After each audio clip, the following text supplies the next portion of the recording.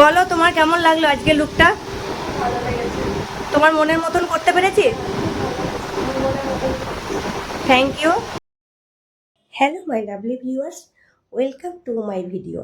আবার একটা ভিডিও নিয়ে চলে এসেছি।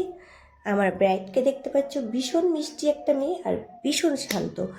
আমি যেভাবে ওকে বসিয়ে রেখেছি, যেভাবে কাজ করছিলাম, আহ, একটুকু ডিস্টার্ব করেনি। তারপরে ওই বাড়িতে বীভৎস গরম ছিল।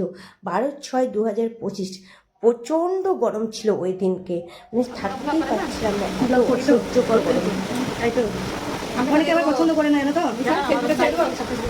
আমাদের কিছু অসুবিধা নেই তো, তাও ভালো। অনেকে পছন্দ করে না, দিয়ে কথা শুনতে হয়, জানেন। আর এটাতে আমার কি হয় জানো? আমার কথা শুনে আমার খুব ভালো লাগে। আমার মতন মানুষ যেন ওরকম থাকে না। তোমরা কথাগুলো শুনে বুঝতে পারলে যে কি বলছে। এত সুন্দর কথা বলেছে, আমার সত্যি মন ছুঁয়ে গেছে। ওরা বলছে যে ব্লগ ভিডিও করছো না কেন, ব্লগ ভিডিও করবা, ফেসবুকে পোস্ট করবা, এটাই তো তোমাদের কাজ। আমার সত্যি খুব ভালো লাগলো, পুরো মন ছুঁয়ে গেল। এরকম কথা সচরাচর শোনা যায় না।